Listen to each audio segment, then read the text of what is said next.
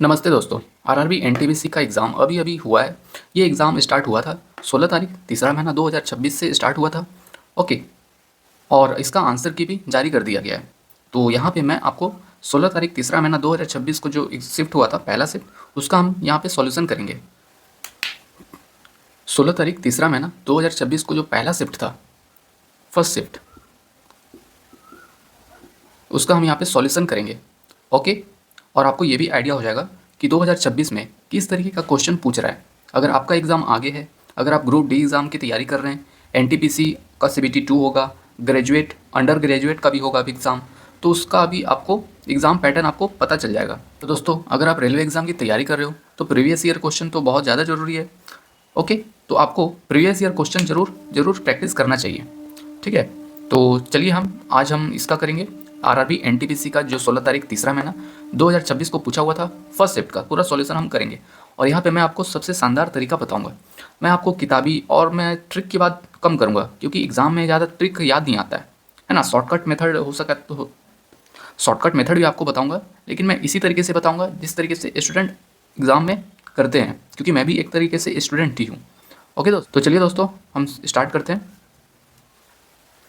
तो दोस्तों, ये है पहला क्वेश्चन। तो पहला क्वेश्चन करने से पहले मैं आपसे एक रिक्वेस्ट करूंगा, इस वीडियो को लाइक अभी तक नहीं किया है तो प्लीज़ इस वीडियो को लाइक करके शेयर जरूर कर दीजिएगा। ठीक है दोस्तों। तो चलिए सबसे पहला क्वेश्चन मैं आपको पढ़ के बता देता हूँ। एक नाव जितने समय में धारा की दिशा में 36 किलोमीटर जा सकता है, उतने ही समय में वह धारा की विपरीत दिशा में 24 किलोमीटर जा सकता है। यदि धारा की चाल 3 किलोमीटर पर आवर है तो स्थिर जल में नाव की चाल ज्ञात कीजिए। तो ये है बोट एंड स्ट्रीम का क्वेश्चन। तो यहाँ पे हम डायग्राम बनाने की कोशिश करते हैं जिससे आपको समझने में भी आसानी हो जाए।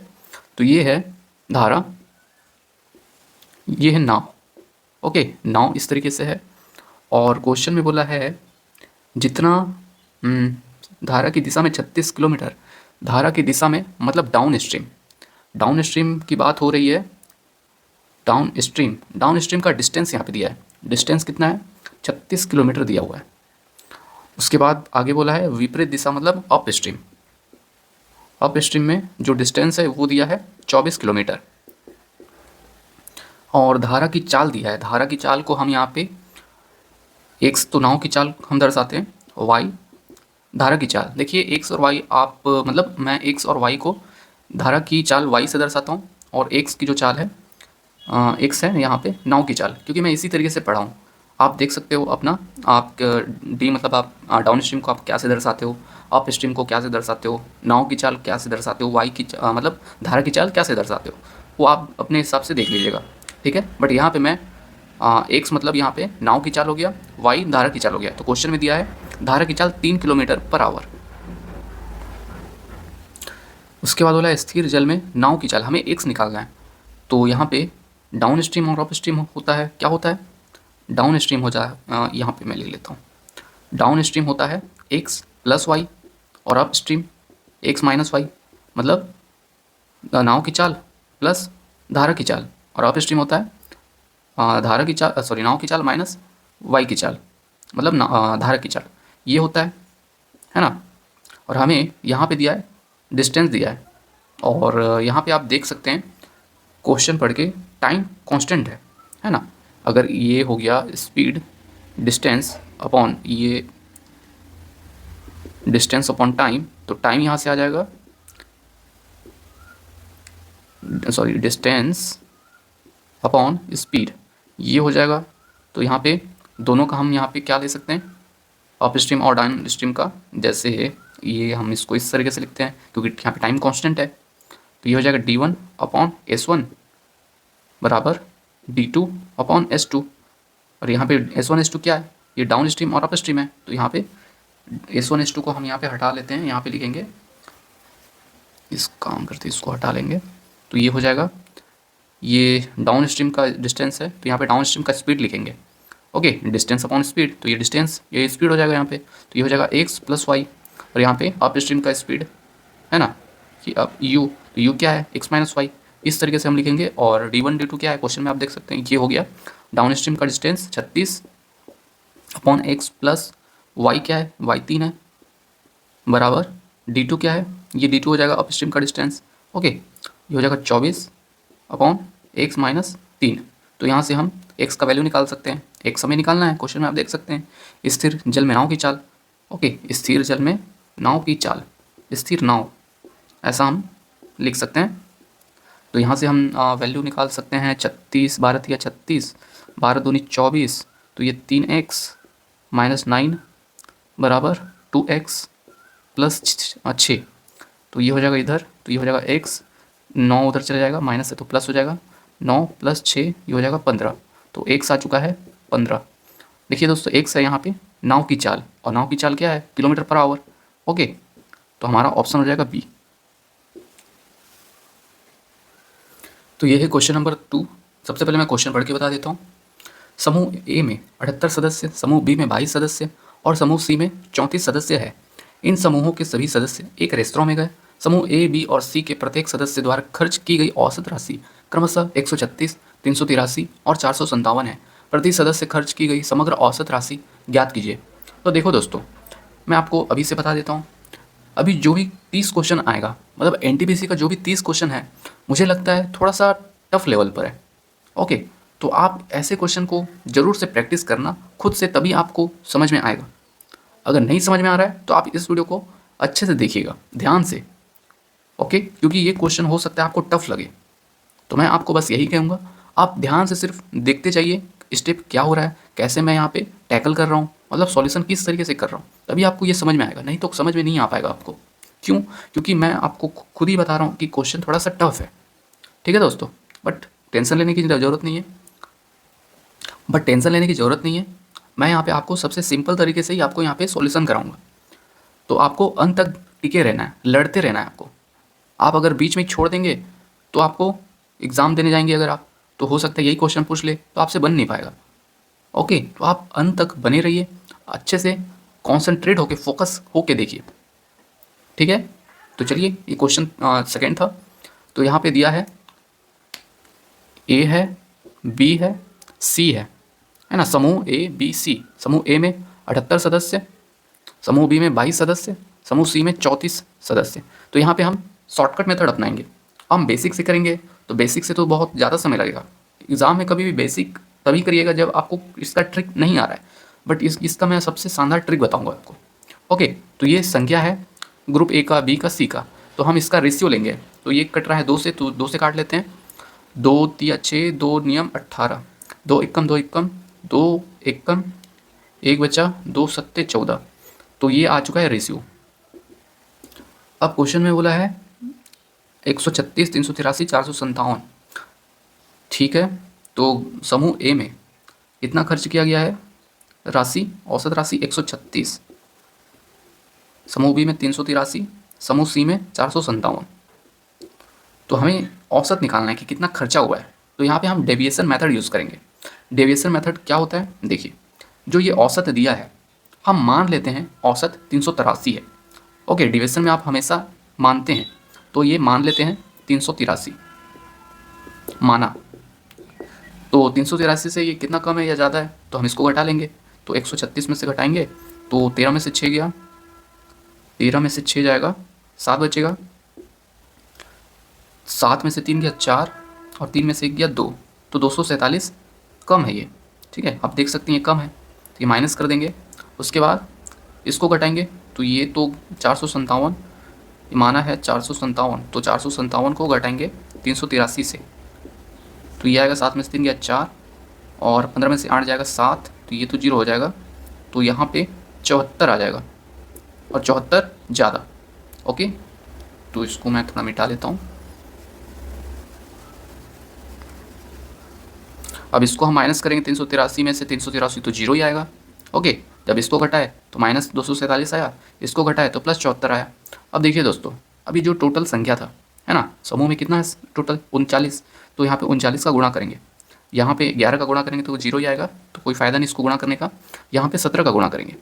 ठीक है, अब देखिए इसको गुणा करेंगे क्या, तो कैसे करेंगे, तो चलिए हम इसका गुणा कर लेते हैं।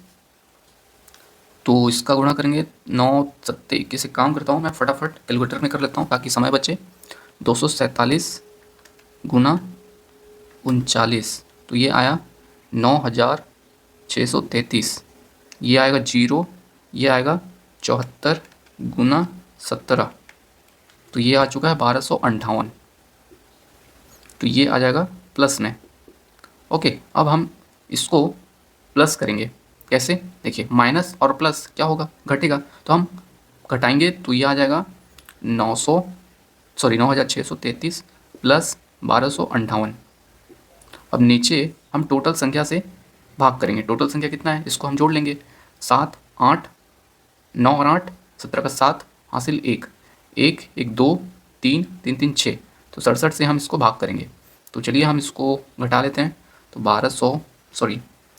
-9633 प्लस 1258, तो ये आया 8375। ये माइनस आ रहा है। ओके, आप ध्यान दीजिएगा, बड़ी संख्या का चिन्ह। इसको हम 67 से भाग करेंगे तो ये आएगा 125। ठीक है, -125 आ रहा है। अब ये -125 क्या बता रहा है? -125 बता रहा है जो हमने माना था औसत।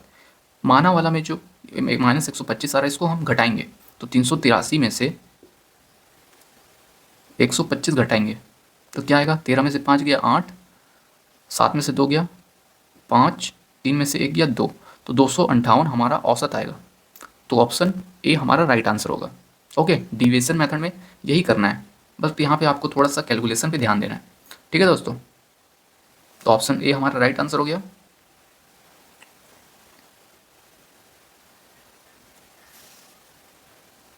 तो दोस्तों ये है क्वेश्चन नंबर 3। तो सबसे पहले मैं क्वेश्चन पढ़ के बता देता हूँ। उस चतुर्भुज ए बी सी डी का क्षेत्रफल ज्ञात कीजिए जिसका क्षेत्रफल एक त्रिभुज पी क्यू आर के क्षेत्रफल का दुगना है। त्रिभुज पी क्यू आर की भुजाओं का अनुपात 4:5:6 है और त्रिभुज का परिमाप 90 सेंटीमीटर है। √7 बराबर 2.6 का उपयोग कीजिए। तो यहाँ पे क्वेश्चन में जो जो बोला है उसके हिसाब से हम यहाँ पे समझने का प्रयास करते हैं। तो चतुर्भुज ए बी सी डी का क्षेत्रफल, ये चतुर्भुज है, इसका क्षेत्रफल ए बी सी डी, इसका क्षेत्रफल, ओके, क्षेत्रफल, त्रिभुज का क्षेत्रफल जो है पी क्यू आर है ना, इसका क्षेत्रफल जो है इसका दुगना है। कौन है? चतुर्भुज का क्षेत्रफल, क्वेश्चन में आप देख सकते हैं। और त्रिभुज का जो भुजा है, मतलब साइड दिया है 4 5 6 और परिमाप दिया है 90 सेंटीमीटर। ये रेशियो है, आप ध्यान दीजिएगा, ये रेशियो है।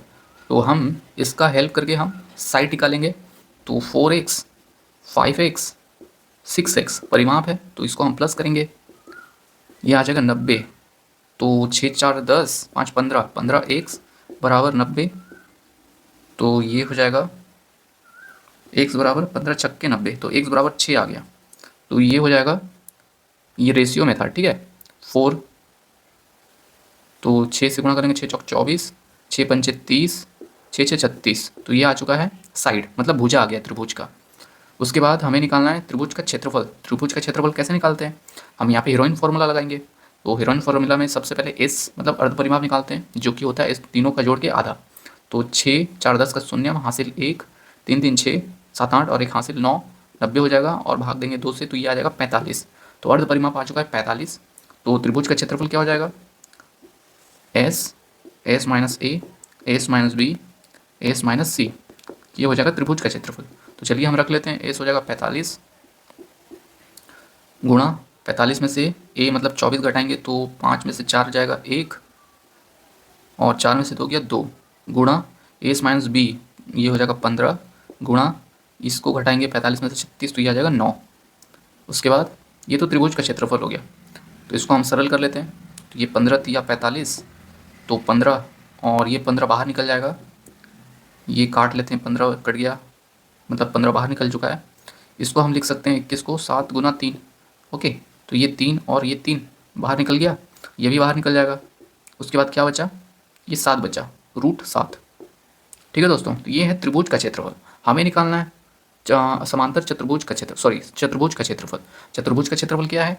ये दुगना है किसका? त्रिभुज का क्षेत्रफल। त्रिभुज का क्षेत्रफल ये आ चुका है, तो इसको हम गुणा कर लेंगे 15 गुणा 3 √7, तो ये आ जाएगा 15 दूनी 30, 3 तिया 9, तो 30 गुणा 9 कितना हो जाएगा? 9 तिया 27, तो ये आ जाएगा 27 1 0 गुणा √7, ओके।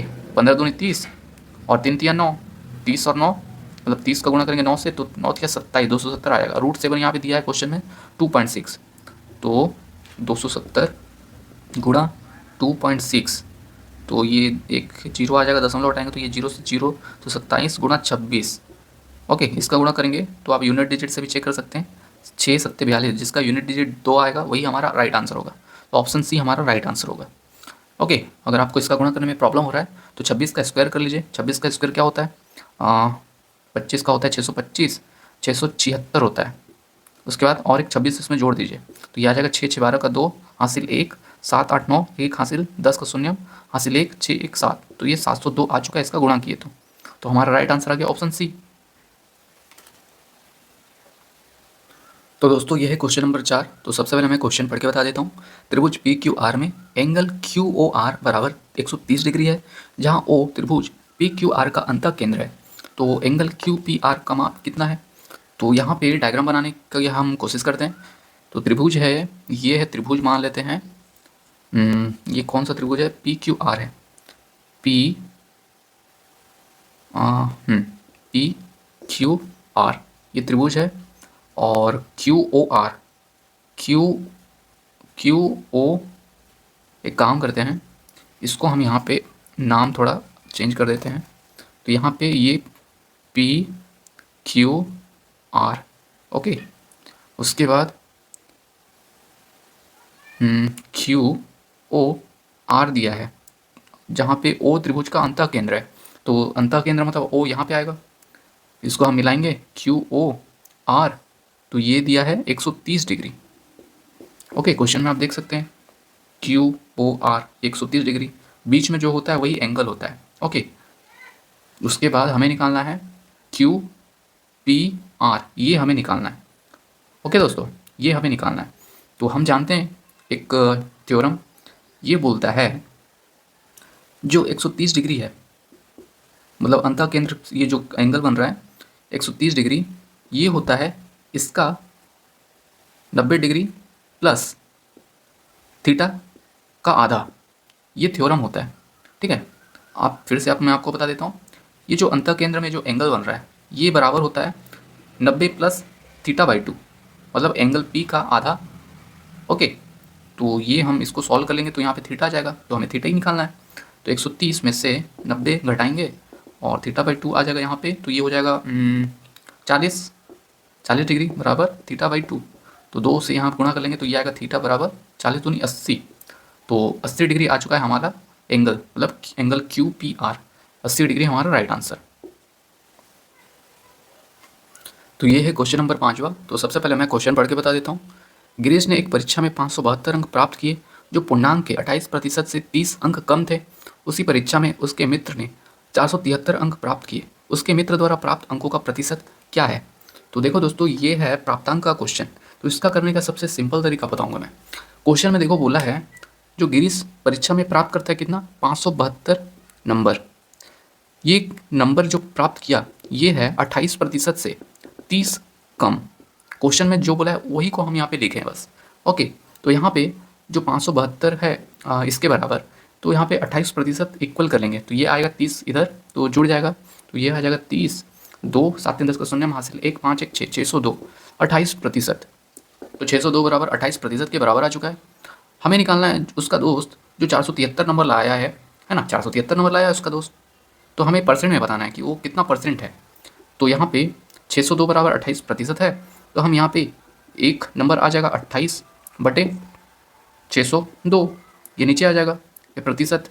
ठीक है, उसके बाद 473 का हमें यहाँ गुणा करेंगे क्योंकि परसेंट में निकालना है, तो ये आ जाएगा 28 गुणा, सॉरी ये बटे में 602 गुणा 473। अब जो आएगा वही हमारा राइट आंसर होगा। तो चलिए इसको काट लेते हैं। 7 चौक 28, 7 8 56, 7 8 56, 4 बचा, 7 6 42, तो ये कटेगा 2 दूनी 2 चौक 2 तिया। तो आप देख सकते हैं ये 43 का कितना गुना है, ये 11 गुना है। गुणा करके भी देख सकते हैं, 11 तिया 33 हासिल 3, 11 चौक 44 और 3 47, तो 473 आ चुका है। तो ये 43 से 11 बार में जाएगा। उसके बाद यहाँ पे 2 बचा और यहाँ पे 11, तो 11 दूनी 22, तो 22% आ चुका है 473। तो हमारा राइट आंसर हो जाएगा ऑप्शन सी। तो ये है क्वेश्चन नंबर 6। तो सबसे पहले मैं क्वेश्चन पढ़ के बता देता हूँ। किसी संख्या के 20% का मान 620% के 20% से 210 अधिक है और संख्या ज्ञात कीजिए। तो इसको करने का सबसे आसान तरीका x मान कर है। तो क्वेश्चन में हम मान लेते हैं कोई संख्या है x है, तो वो संख्या x से मान लेते हैं। उसके बाद क्वेश्चन में बोला है किसी संख्या का 20%, तो x का 20% क्या हो जाएगा, 20% का फ्रैक्शन में 1/5 लिख सकते हैं हम। तो इसका जो मान होगा ये होगा 620 का 20%, तो 20% को हम लिख सकते हैं 1/5 उस 210 अधिक, तो ये हो जाएगा, ये जो इसका 20% मतलब 1/5 का इतना ज़्यादा है, तो ये बराबर कर लेंगे। ठीक है, अब बराबर क्यों किए, क्वेश्चन में आप पढ़िए। क्वेश्चन में बोला है संख्या का 20% का जो मान आएगा, x का 20% ये है, इसका मान होगा इसके बराबर, है ना। तो इसको हम सॉल्व कर लेते हैं। तो ये आएगा 5 एकम फिर 1 बचा, 5 दूनी 10, फिर 2 बचा, 5 चौक 20, 5 एकम 5, 5 एकम 5, 1 बचा, 5 दूनी 10, फिर 2 बचा, 5 चौक 20। ठीक है, तो ये आ जाएगा 1/5 बराबर 124 प्लस 210। अब ये 5 उधर गुणा में चले जाएगा, तो 5 चौक 20 का शून्य हासिल 1, 5 दूनी 10, 11 का 1 हासिल 1, 5 एकम 5 और 1 6। फिर से एक बार कर लेते हैं। 5 चौक 20 का शून्य हासिल 2, 5 दूनी 10, 11 12 का 2 हासिल 1, 5 एकम 5, 1 10। ओह, लग रहा है कुछ मिस्टेक हो रहा है। 5 चौक 20 का शून्य हासिल 2, 5 चौक 20 का शून्य हासिल 2, 5 दूनी 10, 11 12 का 2 हासिल 1, 5 एकम 5, 1 6। उसके बाद 5 शून्य 0, 5 एकम 5, 5 दूनी 10, तो इसको जोड़ लेंगे तो ये 0 2 5 7 0 और 6 और 1, तो 1670 वो नंबर है। तो कौन सा ऑप्शन, ऑप्शन डी। तो ये है क्वेश्चन नंबर 7। तो सबसे पहले मैं क्वेश्चन पढ़ के बता देता हूँ। दो संख्याओं का योग 56 है, उनका अंतर उनके योग का 1/7 है, उनका लघुत्तम समावर्तक ज्ञात कीजिए। तो ये मान लेते हैं दो संख्या x और y है। क्वेश्चन में बोला है दो संख्या का योग, तो x प्लस y हो जाएगा 56 और इसका अंतर हो जाएगा x माइनस वाई, उनके योग का 1/7, तो 56 का 1/7 ये अंतर है, तो ये x माइनस वाई आ जाएगा 7 8, ये हो जाएगा x माइनस वाई। तो x माइनस वाई आ चुका है, x प्लस वाई आ चुका है, तो वो संख्या हम निकाल सकते हैं। तो यहाँ पे एविडेंडो डिविडेंडो लगा सकते हैं। तो यहाँ पे जब भी इस तरीके से हो x प्लस वाई बराबर ये, x माइनस वाई बराबर ये, तो हम x का y शॉर्टकट में लगा सकते हैं, मतलब निकाल सकते हैं।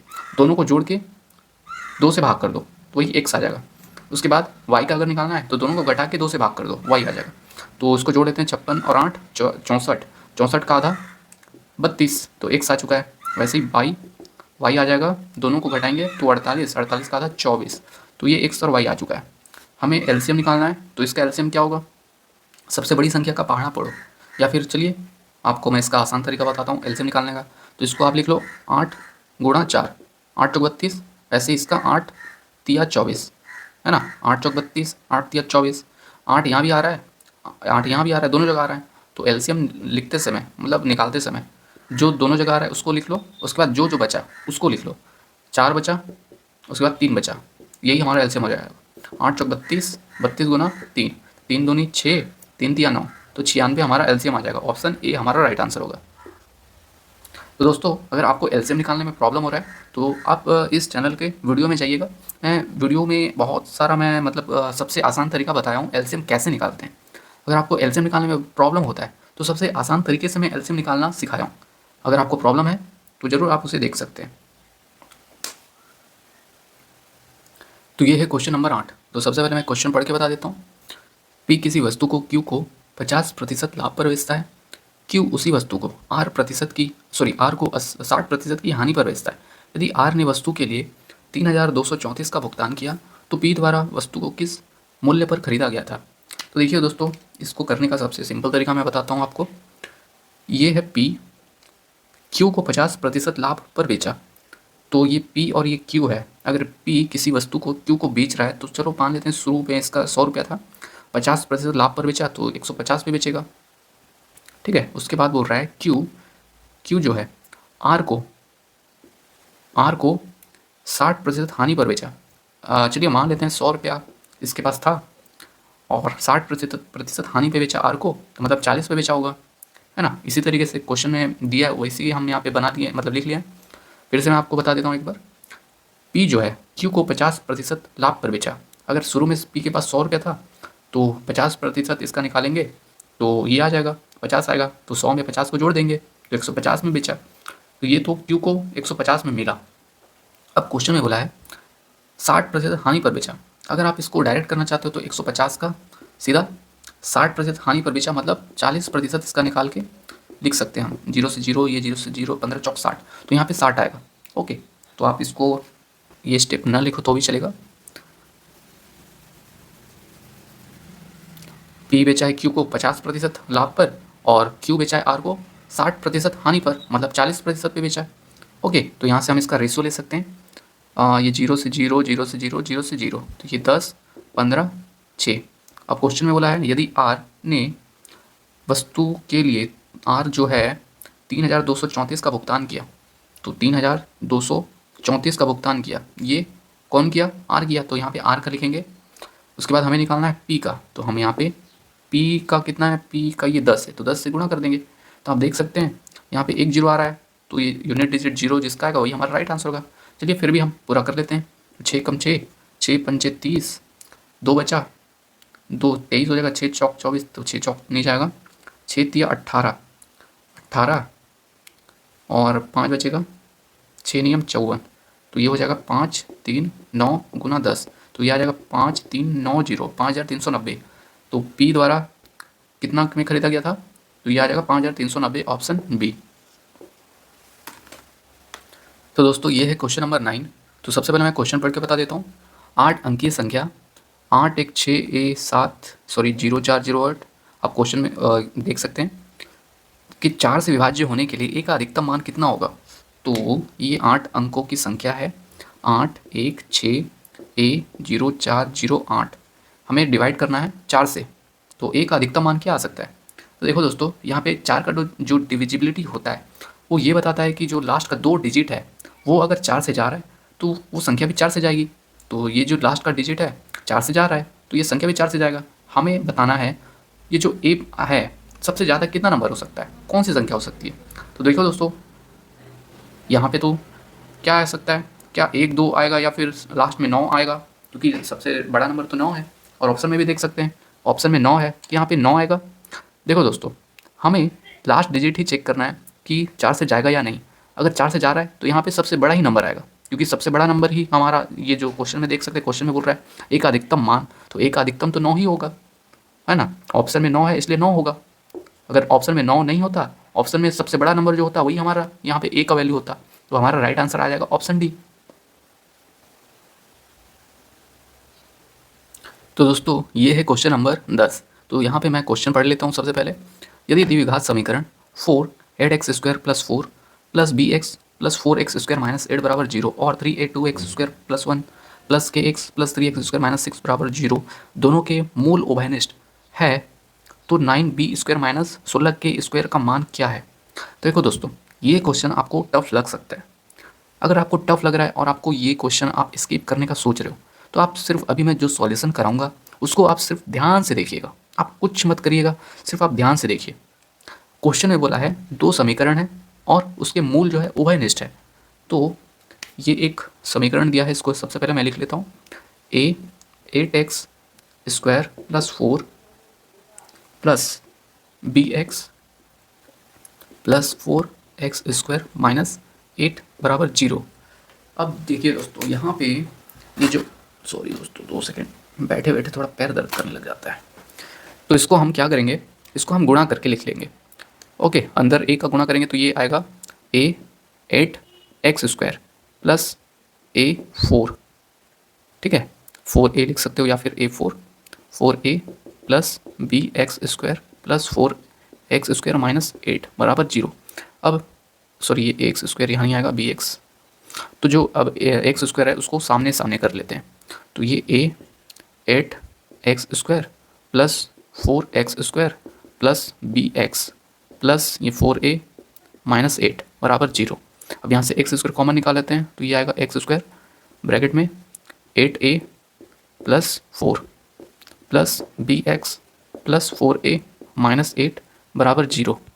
अब ये पहला इक्वेशन हो गया। अब दूसरा इक्वेशन क्वेश्चन में दिया है, ये पहला था, अब ये दूसरा इक्वेशन 3a ब्रैकेट में 2x² -1 sorry +1 plus kx plus 3x² -6 बराबर 0। तो यहाँ से हम फिर से गुणा कर लेते हैं अंदर 3a, तो ये 3 दूनी 6 ax² plus 3a plus kx plus 3x² -6 बराबर 0। यहाँ पे फिर से x² वाले को सामने लिख लेते हैं, तो ये हो जाएगा 6ax², ये हो जाएगा प्लस 3x² प्लस ये kx प्लस ये 3a, उसके बाद ये -6 बराबर 0। तो यहाँ से x² यहाँ से भी कॉमन ले लेंगे, तो ये एक आ जाएगा x² ब्रैकेट में 6a प्लस 3, हाँ सही है 3 प्लस ये kx प्लस 3a -6 बराबर 0। तो ये आ गया दूसरा इक्वेशन, है ना, मतलब सरल किए इसको तो ये आया, इसको सरल किए तो ये आया। अब क्वेश्चन में देखो बोला है दोनों के मूल उभयनिष्ठ हैं। जब भी इस तरीके से बोल दे उभयनिष्ठ है तो हम कंपेयर करेंगे x² वाले को इसमें और इसमें, तो ये हम लिख लेंगे 8a प्लस 4, ठीक है, इसका हो जाएगा x² बटे में इसका ये वाले का x², तो ये हो जाएगा 6a प्लस 3, ये हो जाएगा बराबर किसका बराबर, अब x वाला हम देखना है, x² कर लिए बराबर ये x² है ना, ये x² था, अब x वाले को लेंगे ये kx, तो x हट जाएगा तो ये हो जाएगा b/k, उसके बाद बराबर में ये हो जाएगा, यहाँ पे तो कोफिशिएंट है मतलब ना ही x² है ना ही x है, तो ये वैसे ही लिख लेंगे 4a - 8 बटे में 3a -6। ओके, तो ये आ चुका है हमारा कंपेयर किए। तो अब एक काम करता हूँ, इसको मैं मिटा लेता हूँ क्योंकि अभी मेरे पास जगह नीचे नहीं है। ओके, तो यहाँ पे अभी थोड़ा सा बस कुछ ही स्टेप बचा है, तो इसको मैं मिटा लेता हूँ यहाँ से।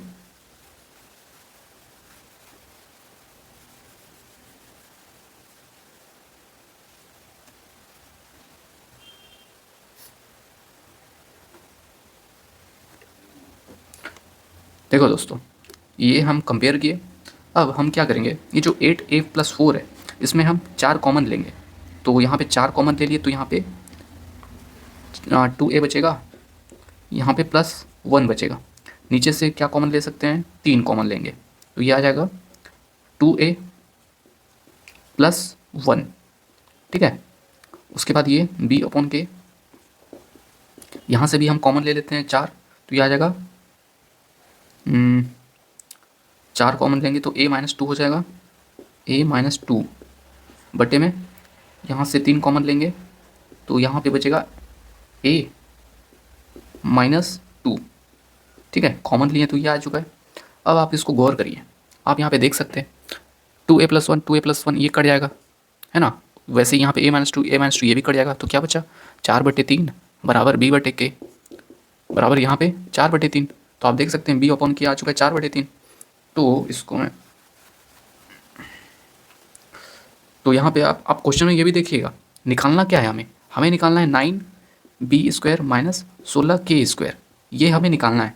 तो यहाँ से आप देख सकते हैं 4/3 आ चुका है b/k, तो इसको हम सॉल्व कर लेंगे तो ये आएगा 3b बराबर 4k, है ना, इस तरीके से हम लिख सकते हैं। अब यहाँ पे देख सकते हैं ये स्क्वायर हो रहा है ना, इसका स्क्वायर कर लेंगे तो ये 9b² आ जाएगा, 4 × 16k², ये आ चुका है हम निकाले, तो यहाँ पे 9b² क्या आ जाएगा, ये आ जाएगा, तो इसको हम मतलब 9b² आ चुका है 16k², तो वैल्यू पुट कर लेंगे, तो 9b² हो जाएगा 16k², ये -16k², तो ये तो कट जाएगा, है ना, तो क्या आएगा 0 आएगा, तो इसका मान आ चुका है 0, तो ऑप्शन बी हमारा राइट आंसर होगा। तो मैं उम्मीद, तो दोस्तों ये है क्वेश्चन नंबर 11। तो सबसे पहले मैं क्वेश्चन पढ़ के बता देता हूँ। साधारण ब्याज पर कोई धनराशि किस वार्षिक दर से 16 वर्षों में स्वयं की दुगनी हो जाएगी। तो इसका मैं शॉर्टकट ट्रिक बताऊँगा आपको। तो यहाँ पे साधारण ब्याज की बात हो रही है, मतलब जो ब्याज होगा साधारण ब्याज पे काउंट हो रहा है, तो ये है मान लेते हैं मूलधन, ये हो जाएगा अमाउंट। क्वेश्चन में बोल रहा है, आप क्वेश्चन ध्यान से पढ़िएगा, तो 16 वर्षों में स्वयं की दुगनी हो जाएगी। अगर ये जो मूलधन है अगर 100 रुपया है तो 16 वर्षों में 16 साल में ये हो जाएगा इसका दुगना, तो ये हो जाएगा 2x, है ना, यही हो जाएगा। तो 16 सालों में ब्याज कितना कमा लिया, ब्याज कमा लिया, सिंपल इंटरेस्ट हो जाएगा, सिंपल इंटरेस्ट को हम माइनस कर लेते हैं, तो 2x - x ये हो जाएगा 100 रुपया, है ना, 100 रुपया ब्याज कमा लिया 16 साल में। अगर 16 साल में 100 रुपया ब्याज कमाया तो 1 साल का कैसे निकालेंगे, 1 साल का हम निकालेंगे x को 16 से भाग करके, तो ये 1 साल का ब्याज आ चुका है। और हमें निकालना है रेट, तो रेट निकालने के लिए x/16 को जो ब्याज है इसको मूलधन से भाग करेंगे और हमें रेट तो परसेंट में निकालना है, तो 100 से गुणा कर लेंगे। तो इसको हम सिंप्लीफाई कर लेते हैं, तो ये x/16 x/1 ऊपर जाएगा तो 1/x हो जाएगा गुणा 16, तो x से x कट जाएगा, तो 100 को 16 से भाग करेंगे तो क्या आएगा, 16×5 = 16 छक्के 96। उसके बाद ये 4 बचेगा, यहाँ दशमलव आ चुका है, 16×2 = 32, 16×3 = 48, 16×2 = 32। तो कौन सा ऑप्शन आ रहा है, 6.2, यही ऑप्शन है सी। पूरा करने की ज़रूरत ही नहीं आगे, क्योंकि यही ऑप्शन है जो 6 से स्टार्ट हो रहा है, तो हमारा राइट आंसर हो जाएगा ऑप्शन सी। तो दोस्तों अगर आपको ये सब समझ में आ रहा है तो प्लीज़ इस वीडियो को लाइक करके शेयर ज़रूर करिएगा, ठीक है दोस्तों। तो ये है क्वेश्चन नंबर 12। तो सबसे पहले मैं क्वेश्चन पढ़ लेता हूँ। 2 नल एक टंकी को क्रमशः 4 घंटे और 38 घंटे में भर सकते हैं। तीसरा नल उसे 38 घंटे में खाली कर सकता है। यदि सभी नल एक साथ खोले जाएं तो खाली टंकी को 1/4 भरने में कितना समय लगेगा। तो ये है नल और टंकी का क्वेश्चन। तो पहला नल है जो 4 घंटे में भर सकता है ना। वैसे ही दूसरा टंकी है, सॉरी नल है, वो 38 घंटे में भर सकता है। तीसरा नल क्या कर रहा है, तीसरा नल 38 घंटे में खाली कर रहा है। ओके, खाली कर रहा है तो ये माइनस आ जाएगा, क्योंकि ये खाली कर रहा है इसलिए माइनस में हम यहाँ पे चिन्ह डाल देंगे। अब देखिए, जब इस तरीके से हो हम इसका एलसीएम लेंगे। जो एलसीएम आएगा उसका टोटल कैपेसिटी आएगा। टोटल कैपेसिटी मतलब टंकी का कैपेसिटी आ जाएगा, मतलब धारिता। तो इसका हम एलसीएम ले लेते हैं, तो ये आएगा 38, ये 38 दूनी कितना होता है, 35 35 70, 3 3 6, तो 76 आ जाएगा। यही टोटल कैपेसिटी हो जाएगा। अब क्वेश्चन में बोला है यदि सभी नल को एक साथ खोले जाए। हाँ, सबसे पहले हम एफिशिएंसी निकालेंगे, ठीक है। तो एफिशिएंसी निकालने के लिए हम 76 को 4 से भाग करेंगे तो 1 का एफिशिएंसी आ जाएगा, मतलब नल 1 का। तो 4 से भाग करेंगे तो 4 × 4, 4 × 4 19 आएगा। ओके, 19 × 76, 19 आएगा। ये 2 आएगा, ये भी 2 आएगा, बट ये माइनस में रहेगा क्योंकि ये निकाल रहा है, खाली कर रहा है। ये लोग भर रहे हैं इसलिए प्लस आएगा, ये निकाल रहा है इसलिए माइनस आएगा। अब क्वेश्चन में क्या बोला है, तीनों नल का एक साथ खोले जाए तो खाली टंकी को 1/4 भरने में कितना समय लगेगा। तो टोटल कैपेसिटी ये है, तो खाली टंकी का मतलब ये टोटल कैपेसिटी क्या है, इसका 1/4 क्या आ जाएगा, 76 का 1/4 मतलब 1/4 से इसको हम भाग करेंगे तो 4 × 4, 3/4 नियम 36, तो 19 अब टोटल कैपेसिटी बन जाएगा। तो 19 जो टंकी का कैपेसिटी है, इसको तीनों नल अब खाली करेंगे मतलब भरेंगे, तो ये तो 2 से 2 घट जाएगा, ये 19 आ जाएगा। क्यों, क्योंकि नल 2 है, खाली कर रहा है।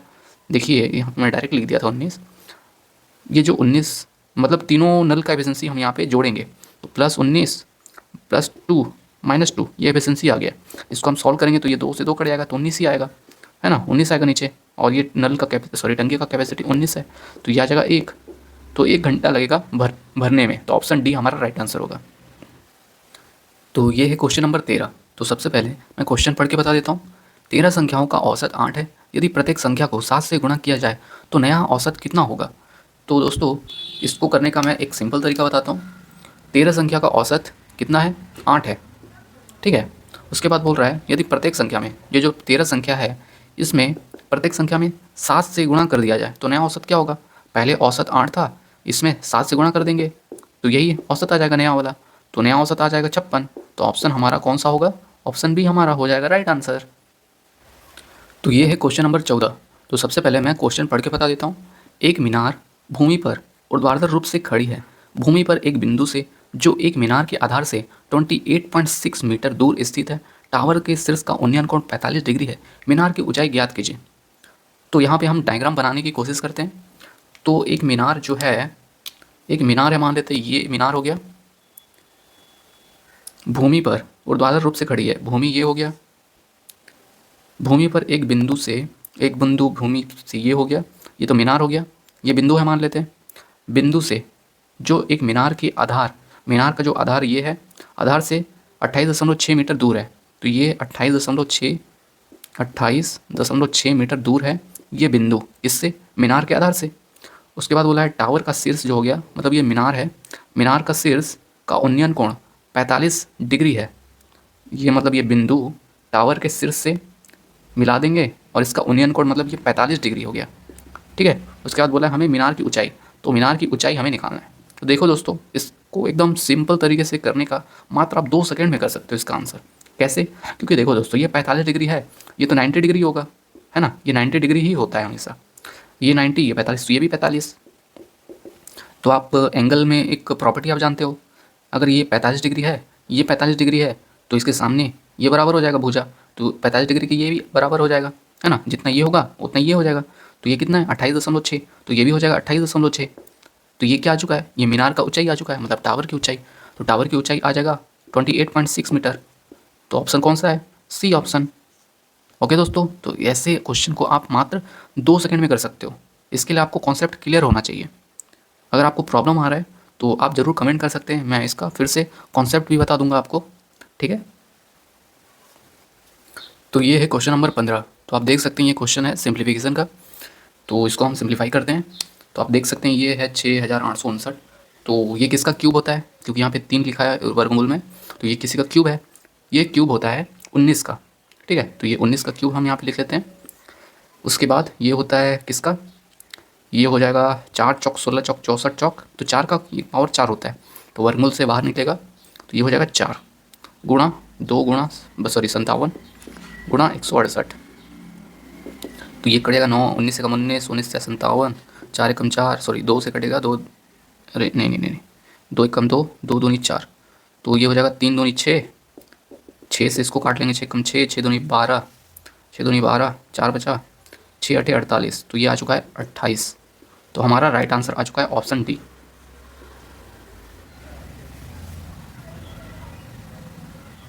तो ये है क्वेश्चन नंबर 16। तो सबसे पहले मैं क्वेश्चन पढ़ लेता हूँ।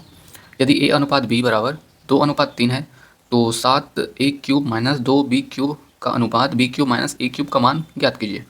तो देखो दोस्तों, जब भी इस तरीके के हो तो यहाँ पे एक मैं सिंपल एक फैक्ट बता देता हूँ। तो सबसे पहले मैं लिख लेता हूँ जो दिया है 2:3, हमें निकालना है 7a cube minus 2b cube upon b cube minus a cube. देखो दोस्तों, आप a बराबर 2 और b बराबर 3 डायरेक्ट तब रख सकते हो जब ऊपर जो पावर है दोनों बराबर हो। तो ऊपर पावर कितना है, a का पावर 3 है और b का पावर भी 3 है, 3 3 6।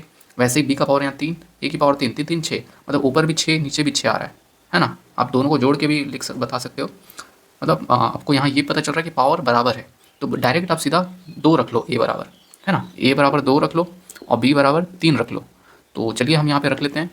तो a बराबर 2 रखेंगे तो ये आएगा 7 गुना 2 दूनी 4 दूनी 8।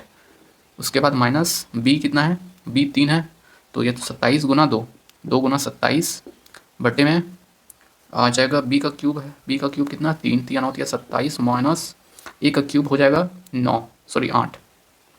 इसको हम सरल कर लेते हैं, तो ये 7 8 56, 27 दूनी 54, सॉरी ये माइनस आएगा, 27 दूनी 54 अपॉन 27 में से 8 गया 19, तो ये आ जाएगा 56 में से 54 गया 2 बचेगा, 2/19। तो इसका रेशियो में बताना है हमें, तो ये आ जाएगा 2:19।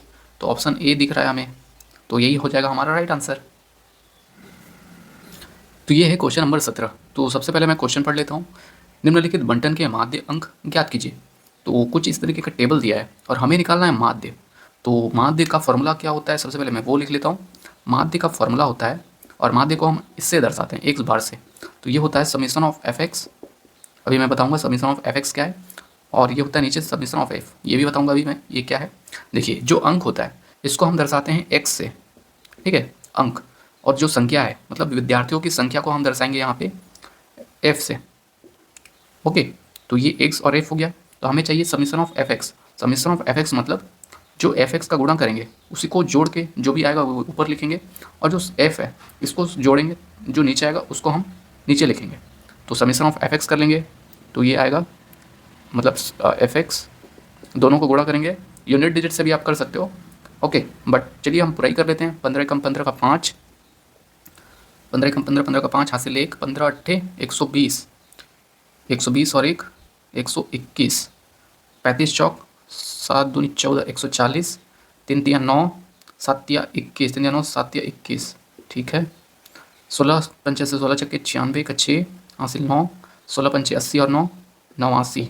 इसको जोड़ेंगे तो क्या आएगा 5 9 6, इसको एक काम करते हैं 6 5 11, 6 5 11 और 9 20 का शून्य हासिल 2, 2 3 3 4 7 8 8 16 17 का 7 हासिल 1, 2 3 4 5 6 8 से 14 का 4 हासिल 1, ये 1 1 2, 2470 आ चुका है भागित एफ। तो ये एफ को हम अब जोड़ेंगे तो 4 3 5 4 9, 9 और 9 9 18 का 8 हासिल 1 1 2 3, तो ये आ चुका है 38। अब हम इसको सॉल्व करेंगे तो ये आएगा, तो हम यूनिट डिजिट से भी कर सकते हैं। हम ऐसा इसका गुणा करें 8 से कि यहाँ पे 0 आ जाए, तो 8 को गुणा करेंगे 5 से तो 40 आता है, तो 5 हो सकता है, या फिर 10 से गुणा करेंगे तो भी 0 आएगा, तो यहाँ 0 आ सकता है। तो यूनिट डिजिट में 0 आएगा या 5 आएगा, तो ये ऑप्शन नहीं होगा, ये ऑप्शन नहीं होगा। तो एक काम करते हैं, पूरा ही हम भाग कर रहे थे, तो 19 दूनी 38, 19 से कम 19, 5 बचा, 19 दिया 57, 1 0। अब 2 से इसको भाग करेंगे तो 2 छक्के 12, 1 बचा, 2 पंचे 10, तो 65 आ चुका है। ओके, ये ऑप्शन सी। यहाँ पे मैं यूनिट डिजिट से भी बताने का प्रयास कर रहा था, तो यूनिट डिजिट में 5 आएगा या 0 आएगा, तो आप देख सकते हैं 5 वाला आंसर हो गया हमारा, तो ऑप्शन सी हमारा राइट आंसर होगा। तो ये है क्वेश्चन नंबर 18। तो सबसे पहले मैं क्वेश्चन पढ़ लेता हूँ। यदि किसी आंकड़े की माध्यिका उसके बहुलक से 61.54 कम है तो आंकड़े की माध्यिका उसके माध्य से अधिक होगी। तो हमें बताना है उसका जो माध्यिका है माध्य से कितना अधिक होगा। तो यहाँ पे देखिए एक फॉर्मूला हम यूज़ करेंगे, क्वेश्चन में भी बोला है मोनानुपाती सूत्र का उपयोग। तो मोनानुपाती सूत्र जिसको हम एम्पेरिकल फार्मूला बोलते हैं, ये होता है, देखिए दोस्तों मैं इसको इंग्लिश में याद किया हूँ क्योंकि इंग्लिश में याद करना थोड़ा आसान लगा मुझे, क्योंकि मोड होता है, मतलब MO मोड हो जाएगा 3 मीडियन -2 मीन। ओके, मैं इस तरीके से याद किया हूँ। कैसे? MO वाला एक साथ रहेगा, मतलब इस साइड रहेगा, और जो ME है वो बराबर के इस साइड रहेगा, इसीलिए मैं इंग्लिश में याद किया हूँ। मोड होता है बहुलक, मीडियन होता है माध्यिका, मीन होता है माध्य। ठीक है, और क्वेश्चन में जो बोला है उसको हम लिख लेते हैं। बोला है माध्यिका जो है बहुलक से, माध्यिका मतलब मीडियन है, मीडियन मीडियन दिया है बहुलक से, बहुलक मतलब मोड कितना कम है, 61 कम है, 61.54। ठीक है, और हमें निकालना है जो माध्यिका माध्य से कितना अधिक होगा। तो क्वेश्चन में देखो बोलो मतलब क्वेश्चन में बोला है माध्यिका माध्य से कितना अधिक है, तो हमें इसको और इसको कुछ नहीं करना है, मोड को हमें बदल देना है। मोड बराबर क्या रख सकते हैं हम, देखिए मोड बराबर यहाँ पे आ जाएगा इसके हिसाब से मीडियन प्लस ये इधर चले जाएगा, तो 61.54, इसको हम यहाँ पे रखेंगे, तो इसकी यहाँ पे रख लेंगे, तो मीडियन प्लस सॉरी 61.54 बराबर इसमें रखे हैं हम, तो ये मोड आ चुका है, ये बराबर यहाँ पे 3 मीडियन -2 मीन, 3 मीडियन -2 मीन। तो इसको हम सॉल्व कर लेंगे तो ये जाएगा उधर, तो ये हो जाएगा मीडियन घट जाएगा, तो ये 2 मीडियन आ जाएगा, 2 मीडियन -2 मीन, ये आ जाएगा 61.54। तो यहाँ से 2 कॉमन निकालेंगे, 2 कॉमन निकाल के यहाँ पे डिवाइड में भेज देंगे, तो ये आ जाएगा मीडियन माइनस मीन। ओके, क्योंकि 2 कॉमन निकाल के यहाँ आ चुका है, इसको सॉल्व करेंगे तो 2 तिया 6, 1 बचा, 2 तिया 6, 1 बचा, तो 1 तो नहीं जाएगा, तो यहाँ पे 0 दशमलव भी आ चुका है, ये 5 नीचे आ जाएगा, 2 सत्ते 14, फिर 1 बचा, 1 4 आ चुका है, तो 2 सत्ते 14, तो ये आ चुका है मीडियन माइनस मीन। हमें क्या निकालना था, माध्यिका उसके माध्य से कितना अधिक होगा। तो देखो आप इसको जैसे क्वेश्चन में बोला है उसके हिसाब से जमा के लिख सकते हो, है ना, बट यहाँ पे देख सकते हो 30.77 ऑप्शन कौन सा है, ए है, तो यही हमारा राइट आंसर होगा, है ना। लेकिन क्वेश्चन में जैसा क्वेश्चन में बोला है वैसे ही लिख लेते हैं। जो माध्यिका है, माध्यिका को हम लिख लेंगे मीडियन बराबर 30.77 प्लस मीन, ये माइनस से सट जाएगा तो मीन हो जाएगा। तो आप देख सकते हैं माध्यिका जो है मीन से कितना जाता है, मतलब माध्य से कितना जाता है, 30.77, तो ऑप्शन ए हमारा राइट आंसर हो जाएगा। तो ये है क्वेश्चन नंबर 19। तो क्वेश्चन पढ़ लेता हूँ सबसे पहले। उस सम षटभुज का क्षेत्रफल ज्ञात कीजिए जिसकी भुजा की लंबाई 14√3 सेंटीमीटर है। तो यहाँ पे क्वेश्चन बोला है सम षटभुज, तो देखो दोस्तों, इसका सबसे आसान तरीका मैं आपको आज बताने वाला हूँ।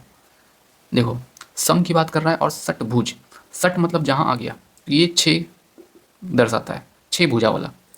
तो 6 भुजा वाला जो हमें निकालना है क्षेत्रफल, ये होगा जो सम षटभुज का क्षेत्रफल जो होगा, ये सम षटभुज बनेगा 6 त्रिभुज का क्षेत्रफल से। और कौन सा त्रिभुज? ये होगा इक्विलेटरल, मतलब समबाहु त्रिभुज वाला। तो ये हो जाएगा समबाहु त्रिभुज का क्षेत्रफल, समबाहु त्रिभुज का क्षेत्रफल। ठीक है, तो ये इसका हो जाएगा सम षटभुज का क्षेत्रफल, सम षटभुज का क्षेत्रफल बराबर हो जाएगा 6 समबाहु त्रिभुज का क्षेत्रफल के बराबर। तो यहाँ पे भुजा दिया है 14√3, भुजा दिया है, ए मान लेते हैं यहाँ पे 14√3 सेंटीमीटर। तो समबाहु त्रिभुज का क्षेत्रफल क्या होता है? ये होता है 6√3/4 ए स्क्वायर। यहाँ पे मैं कभी कभी ना दोस्तों कंफ्यूज हो जाता हूँ, √3/4 या फिर 4√3, ऊपर या नीचे, ऐसा हमें कभी कभी कंफ्यूज हो जाता हूँ। आप भी कंफ्यूज हो जाते हैं क्या? अगर कंफ्यूज हो जाते हैं तो आप सिंपल आप इसको सॉल्यूशन करिए। अगर गलत आ रहा है, ऑप्शन में से कुछ अलग आ रहा है, तो 4 को नीचे ऊपर रख लीजिएगा, √3 को नीचे। तो चलिए हम इसको कर लेते हैं 6√3/4, ए कितना है? 14 का 2 बार, इसका स्क्वायर है मतलब √3।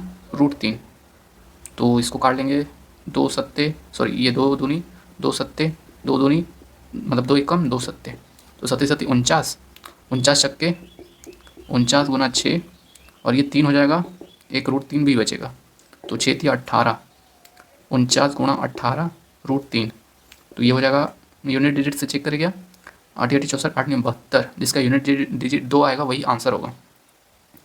तो चलिए पूरा ही गुणा कर लेते हैं। 8 नियम, सॉरी 18 नियम, 162 का 2 हासिल 16, 18 चौक 72 और 16, 6 7 8, 7 1 8, 882 √3। तो ये आ चुका है सम षटभुज का क्षेत्रफल। कौन सा ऑप्शन? 882, option C. तो ये है क्वेश्चन नंबर 20। तो सबसे पहले मैं क्वेश्चन पढ़ लेता हूँ। एक घनाकार लकड़ी का ब्लॉक जिसके प्रत्येक भुजा 8 मीटर लंबी है, इस ब्लॉक से 1 मीटर व्यास और 4 मीटर ऊंचाई वाले अधिकतम संभव संख्या में बेलन काटे गए। इन बेलन को 14 रुपये प्रति वर्ग मीटर की दर से पेंट किया जाना है। यदि प्रत्येक बेलन के संपूर्ण पृष्ठ को पेंट किया जाता है तो सभी बेलनों को पेंट करने के लिए आवश्यक कुल धनराशि ज्ञात कीजिए। पाई बराबर 22/7 लेना है। तो यहाँ पे क्वेश्चन में जैसे जैसे बोला है वैसे ही हम स्टेप वाइज करते जाते हैं। तो क्वेश्चन में बोला है शुरू में एक घनाकार लकड़ी का ब्लॉक, घनाकार बोल दिया है, तो हम एक घन बनाएंगे। घन एक इस तरीके से बना लेते हैं समझने के लिए। ये एक घन हो जाएगा,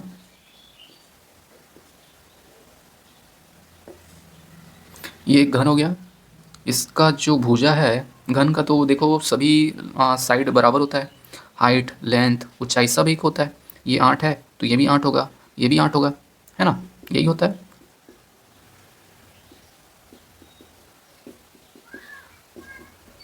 उसके बाद क्वेश्चन में बोला है ये जो घनाकार लकड़ी का ब्लॉक है इससे हमें काटना है और बेलन काट के निकालना है। तो बेलन काट के निकालना है जिसका हमें डायमेंशन दिया है, व्यास दिया है, मतलब डायमीटर दिया है। कितना दिया है? ये दिया है 1 मीटर, और इसका ऊंचाई दिया है, ऊंचाई दिया है 4 मीटर। ठीक है, तो हमें इस क्यूब से, मतलब ये घन घन से काट के सिलेंडर बनाना है। तो कितना सिलेंडर बन सकता है, और हमें ये बताना है कि ये जो बेलन, पूरा जितना बेलन होगा उसको पेंट करने में कितना खर्चा आएगा, ये बताना है हमें। तो ये क्वेश्चन देखो दोस्तों, थोड़ा टफ लग रहा होगा आपको, बट मैं आपको यही बोलूँगा, आप सिर्फ देखते जाइए। आप खुद से प्रैक्टिस कर सकते हैं तो करिए, बट आप इसको ध्यान से सिर्फ अभी देखिए। आपको मैं फिर से बता देता हूँ, क्वेश्चन में जो बोला है ये क्यूब है, क्यूब से हमें सिलेंडर काट के निकालना है। तो कितना सिलेंडर निकल सकता है, ठीक है। तो उसका क्यूब का डायमेंशन दिया है 8 8 8, साइड दिया है। हमें सिलेंडर का डायमेंशन दिया है जिसका डायमीटर 1 मीटर है और हाइट 4 मीटर है। तो आप देख सकते हैं इसका जो, अगर सिलेंडर यहाँ पे रखेंगे, है ना, अगर ये सिलेंडर है, मान लेते हैं यहाँ पे रख लिए सिलेंडर को, तो 1 मीटर इसका डायमीटर होगा। इतना मतलब सिलेंडर आ सकता है वैसे, 1 2 3 4 5 6 7, है ना, टोटल इस तरीके से 7 सिलेंडर यहाँ पे ऐसे खड़ा खड़ा रख सकते हैं। क्योंकि अगर 1 मीटर इसका डायमीटर है तो टोटल इसका 8 है, इसका 8 मीटर ये है, तो टोटल 8 सिलेंडर रख सकते हैं खड़ा खड़ा। और इसका हाइट कहाँ तक आ सकता है, 4 मीटर। इसका टोटल 8 मीटर क्यूब का हाइट है, इसका टोटल हाइट आ जाएगा, सिलेंडर का टोटल हाइट कितना, 4 है, तो यहाँ तक आ सकता है। मतलब एक सिलेंडर ऐसा रख सकते हैं हम, ऐसे ऐसे, फिर इसी के ऊपर और एक सिलेंडर रख सकते हैं, है ना, इस तरीके से, इस तरीके से, है ना। 8 सिलेंडर ऊपर आ गया, 8 सिलेंडर नीचे आ गया। तो ये तो सामने से देख रहे हैं, बट ऐसा भी तो आएगा, ऐसा ऐसा ऐसा भी 8 सिलेंडर आएगा, क्योंकि ये 8 सेंटीमीटर, ये भी सॉरी 8 मीटर, तो 8 मीटर ये भी साइड है, तो 8 इस तरीके से आएगा, 8 इस तरीके से आएगा, तो 8 और 8 इस तरीके से 64 आ जाएगा नीचे, और ऊपर ऊपर भी 64 आएगा, तो 64 64 कितना आ जाएगा, 4 4 8, 6 6 12, तो 128 सिलेंडर आ चुका है। 128 सिलेंडर कैसे आ गया, 8 इस तरीके से रखा है नीचे, 8 इस तरीके से, तो 8 8 64, नीचे 64 आ गया, तो ऊपर भी इस तरीके से ऊपर 64 आ जाएगा, तो टोटल 64 सिलेंडर आ चुका है।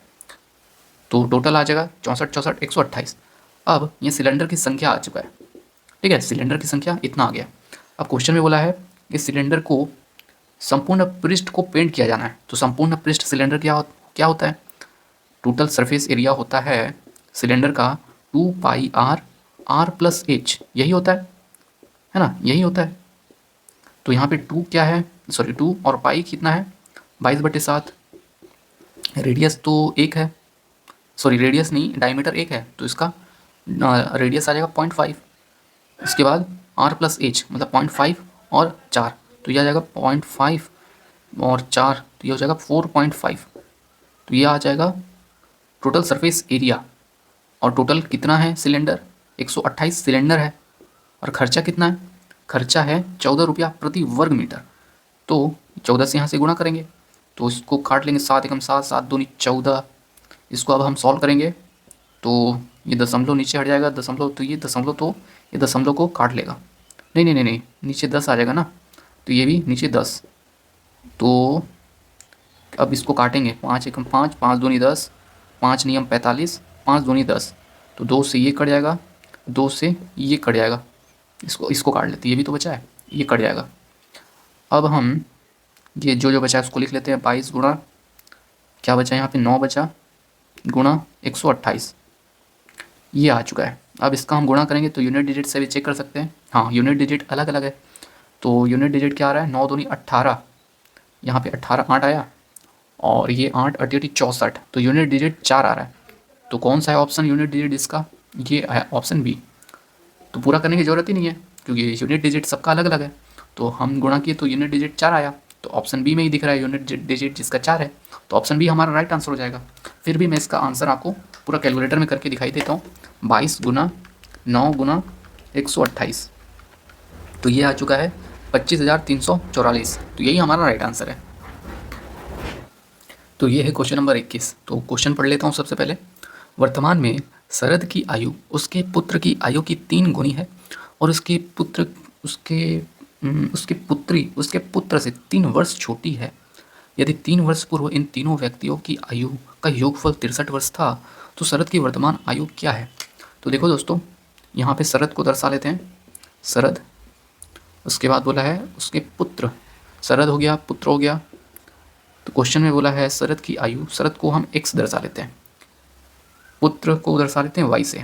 क्वेश्चन में बोला है शरद की जो आयु है x है, मतलब पुत्र की आयु का 3 गुना, पुत्र की आयु का 3 गुना है, जो x है इसका 3 गुना, पुत्र का 3 गुना, ये आ चुका है। उसके बाद बोला है पुत्री, पुत्री भी है, तो पुत्री को हम दर्शा लेते हैं z से, XYZ, हाँ z से। जो है शरद जो है पुत्री से, उसके पुत्र, नहीं, उसकी पुत्री जो है उसके पुत्र से 3 वर्ष छोटी है।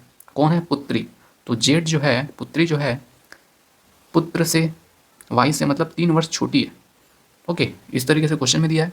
उसके बाद बोला है 3 वर्ष पूर्व इन तीनों व्यक्तियों की आयु का योगफल 63 वर्ष है।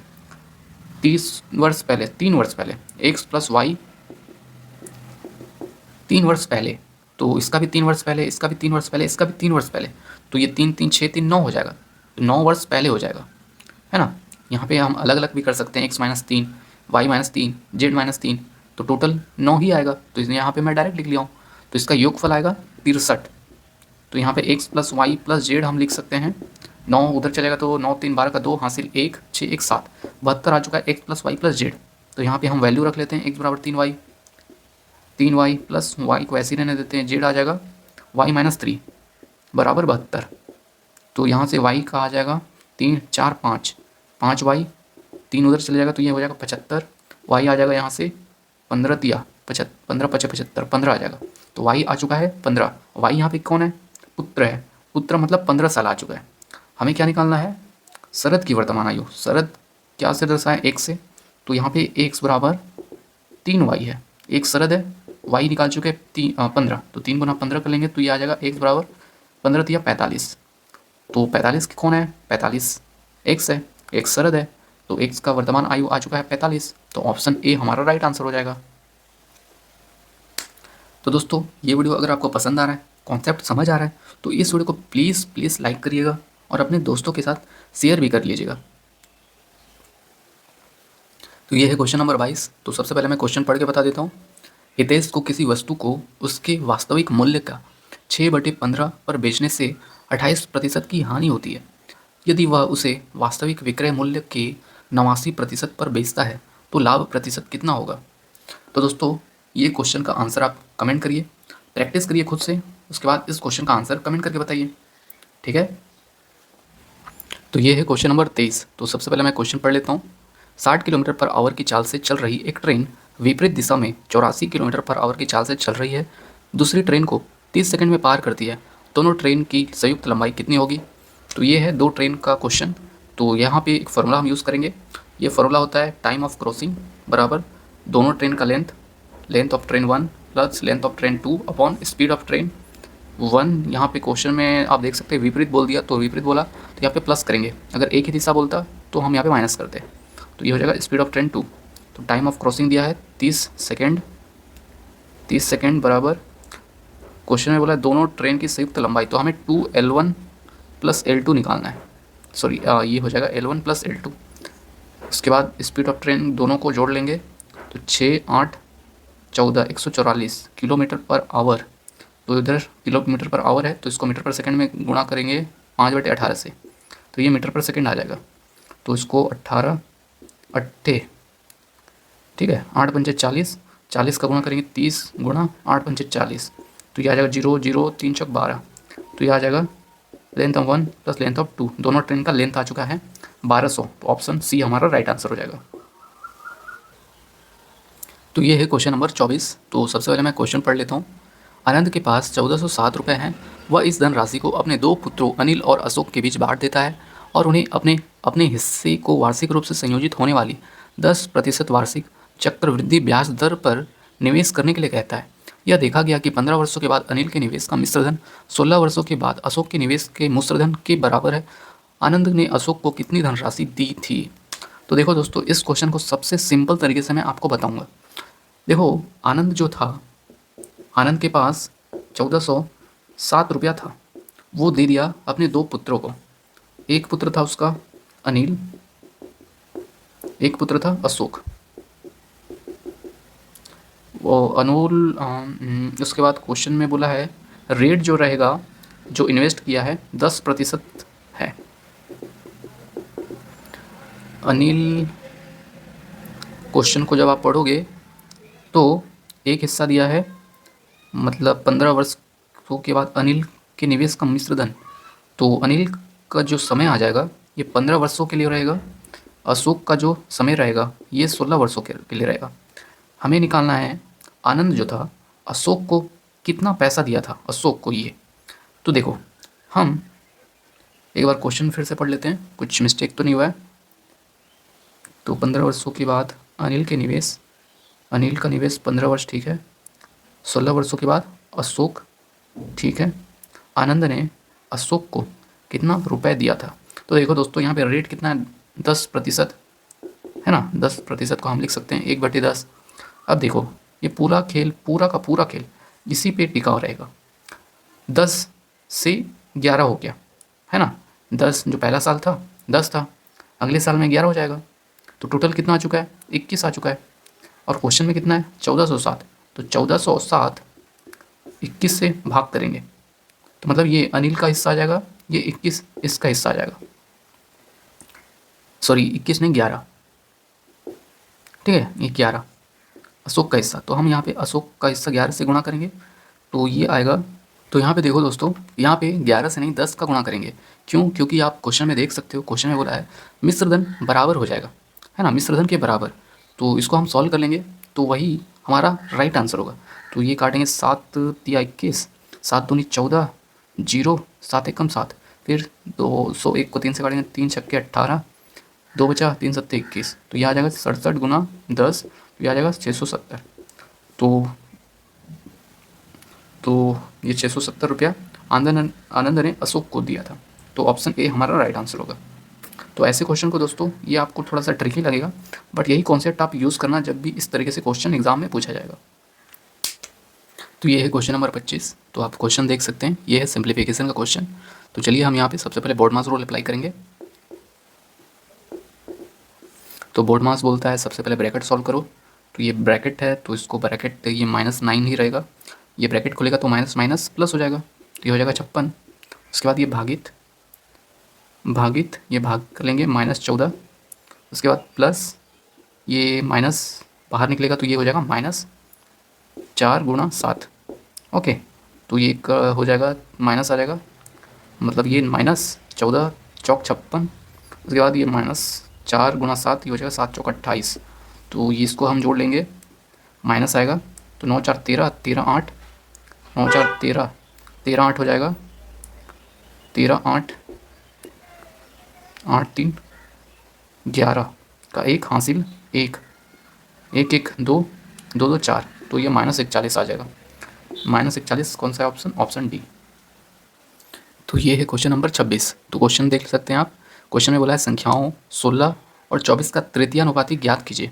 तो दोस्तों जब भी तृतीयानुपाती की बात करें तो यहाँ पे हम तृतीयानुपाती कैसे निकालते हैं? 16 24 का तृतीयानुपाती 24 गुणा 24 अपॉन 16 से भाग करेंगे, वही हमारा तृतीयानुपाती आएगा। तो 4 चौक 16, 4 6 24, 4 चौक 16, सॉरी 4 एकम 4, 4 6 24, तो ये आ जाएगा 6 6 36। ओके, 6 का 6 से गुणा करेंगे तो 36 आएगा, तो ऑप्शन बी हमारा आ जाएगा राइट आंसर। तो दोस्तों ये है क्वेश्चन नंबर 27। तो आप देख सकते हैं ये तो बहुत बड़ा क्वेश्चन है। तो चलिए मैं सबसे पहले क्वेश्चन पढ़ लेता हूँ। 3 प्रिंटिंग मशीनें P, Q और R जब प्रत्येक मशीनें अकेले काम कर रही होती है तो क्रमशः 8 घंटा, 16 घंटा और 24 घंटे में 1 लाख किताबें छाप सकती है। ये मशीनें बारी बारी से एक एक घंटे के लिए P से शुरुआत करते हुए फिर Q और उसके बाद R किताबें छापती है। हालांकि कुल 9 घंटे के बाद P मशीन काम करना बंद कर देती है, लेकिन जब तक कि सभी 1 लाख किताबें छप नहीं जाती, Q और R बारी बारी से एक एक घंटे के लिए काम करती रहती है, जिसमें Q 10वें घंटे में भी काम करती है। मशीन Q और मशीन R को शेष किताबें को छापने में कुल कितना घंटा लगेगा? तो देखो दोस्तों, इसको हम सबसे सिंपल तरीके से करने की कोशिश करेंगे, जिससे आपको ये यहाँ पे मतलब जो भी मैं समझाऊंगा अभी आपको समझ में भी आए। तो देखिए क्वेश्चन में जो बोला है शुरुआत में उसको देखिए। क्वेश्चन में बोला है 3 प्रिंटिंग मशीन, यह है P Q R, बारी बारी से अगर अकेले मतलब सॉरी शुरू में बोला है अकेले काम करता है तो ये 8 घंटे काम करता है, ये 16 और ये 24। ओके, जब भी इस तरीके से हो तो हम इसका एलसीएम लेंगे, एलसीएम ही होगा इसका टोटल वर्क। तो ये हो जाएगा इसका एलसीएम 24 दूनी 48। ओके, 48 आ चुका है, ये है टोटल वर्क। अब हम एफिशिएंसी निकालेंगे, 48 को 8 से भाग देंगे तो 8 6 48, 16 16 16 48, 24 दूनी 48। तो पी का एफिशिएंसी आ चुका है 6, क्यू का आ चुका है 3, आर का आ चुका है 2। अब क्वेश्चन में बोला है मशीनें बारी बारी से एक एक घंटे के लिए पी से शुरुआत करते हुए फिर क्यू फिर आर किताबें छापती है। ठीक है, अगर पी शुरुआत कर रहा है फिर क्यू आएगा फिर आर आएगा, एक घंटे में 1 घंटे के लिए ये, अगले घंटे ये, अगले घंटे ये, तो 3 घंटा काम करेगा। कितना घंटा काम कर लेगा? 1 घंटा पी करेगा तो 6, 1 घंटा क्यू आएगा तो 3, आर आएगा अगले घंटे तो ये आएगा 2 काम करेगा, तो 6 3 9, 2 11, तो टोटल 11 काम हो जाएगा 3 घंटे में। उसके बाद क्वेश्चन में आप देखिए, क्वेश्चन में बोला है 9 घंटे के बाद, मतलब शुरू में 9 घंटा तीनों काम करेगा, है ना, उसके बाद पी काम करना बंद कर देगा। तो 3 घंटा तो हो चुका है, 9 घंटा लाना है तो 3 से गुणा करना पड़ेगा हमें, 3 का इधर तो इधर भी 3 का गुणा, तो 3 3 9 घंटा हो जाएगा। 9 घंटा में कितना काम? 33 काम, है ना। उसके बाद बोला है पी काम करना बंद कर देगा, उसके बाद क्यू और आर आएंगे, तो टोटल वर्क अभी हो चुका है 33, है ना, अभी 33 हुआ है, टोटल है 48, 48 में से अगर 33 जाएगा तो वो बचा हुआ काम होगा, तो 8 में से 3 या 5, 4 में से 3 या 1, तो टोटल काम अभी बचा हुआ है 15। अब ये काम करेगा कौन करेगा, ये काम होगा, इसको मैं, ये काम होगा कौन करेगा, ये करेगा Q और R, क्योंकि P तो चले गया है, क्वेश्चन में आप देख सकते हैं Q आएगा शुरू में, ये कितना काम करेगा 1 घंटे में, 1 घंटे में ये काम करेगा, कितना काम कर लेगा, Q का एफिशिएंसी कितना है 3 है, तो ये 3 काम करेगा। उसके बाद R आएगा अगले दिन, सॉरी अगले घंटे, तो ये 1 घंटे में काम करेगा कितना, एफिशिएंसी कितना है 2, तो 3 2 5, तो 2 घंटा में 5 काम कर लेगा, सॉरी 5 काम कर लेगा, मतलब 2 घंटा में 5 काम किया, हमें करना है 15, मतलब Q और R कराना टोटल काम करेगा 15, तो हमें इसमें 3 का गुणा कर देंगे, तो इधर भी 3 का गुणा, तो ये आ जाएगा 2 या 6 घंटा, 15 या 45। नहीं दोस्तों, यहाँ पे 3 से इसका गुणा, दोस्तों थोड़ा सा यहाँ मिस्टेक हुआ है, तो 33 में से, तो 48 में से 33 बचा था, कितना काम बचा था 15 काम बचा था, जो कि करेंगे Q और R, तो 2 घंटा में ये काम कर चुका है, 3 2 5, 5 काम किए 2 घंटा में, तो हमें 5 का इस तरीके से गुणा करना है कि 15 आ जाए, तो यहाँ पे 3 का गुणा करेंगे, तो यहाँ भी 3 का गुणा, तो 3 दूनी 6, 5 या 15, तो जो 15 काम जो बचा था, है ना, 15 काम बचा था, तो ये दोनों मिलके Q प्लस R मिलके 6 घंटे में करेंगे, तो क्वेश्चन अभी यही बोला था Q और R शेष किताबें कितने घंटे में छाप लेंगे, तो 6 घंटे में छाप लेंगे, तो हमारा राइट आंसर आ जाएगा ऑप्शन बी। तो ये है क्वेश्चन नंबर 28। तो क्वेश्चन पढ़ लेता हूँ सबसे पहले। एक व्यापारी 2 वस्तुएं X और Y में से प्रत्येक को 500 में खरीदता है। वह दोनों वस्तुओं पर समान मूल्य अंकित करता है। वह X को 50% और 28% की 2 क्रमिक छूट देकर बेचता है और फिर भी 958 का लाभ अर्जित करता है। यदि वह Y को 77% की एकल छूट पर बेचता है तो Y पर लाभ ज्ञात कीजिए। तो दोस्तों ये क्वेश्चन थोड़ा ट्रिकी है, तो इसको हम कभी और करते हैं, ठीक है। अगर आपको इसका आंसर आपको आता है तो कमेंट करके ज़रूर बताइए, और आप ये भी बताइएगा कि आप इसे कैसे किए। ओके, तो दोस्तों ये है क्वेश्चन नंबर 29। तो क्वेश्चन पढ़ लेता हूँ सबसे पहले। 3 दोस्तों X, Y और Z ने 4:2:5 के अनुपात में निवेश करके एक व्यवसाय शुरू किया। 6 माह बाद X ने अपनी पूंजी का आधा हिस्सा निकाल लिया। यदि Z द्वारा निवेश की गई राशि 23,000 है तो 37,000 के कुल वार्षिक लाभ में से X और Y के बीच का लाभ का अंतर क्या है। तो क्वेश्चन में 3 दोस्त है X, Y, Z, ये लोग निवेश किए हैं 4:2:5 के अनुपात में, ठीक है। उसके बाद बोला है क्वेश्चन में, आप देख सकते हैं क्वेश्चन में 6 माह के बाद X ने अपनी पूंजी का आधा हिस्सा निकाल लिया। तो 6 माह बाद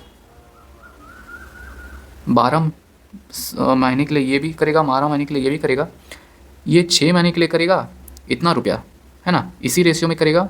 बट जो अगला 6 महीना है, ये अगला 6 महीना इसका आधा करेगा, है ना, तो इसका आधा क्या हो जाएगा 2, और 6 के लिए 6 दूनी 12, मतलब टोटल 12 शुरू में करेगा, सॉरी अगले 12 करेगा, और अगला शुरू में 24, 24 प्लस 12 ये हो जाएगा 12 दूनी 24, 12 दूनी 12 पंचे 60, ठीक है।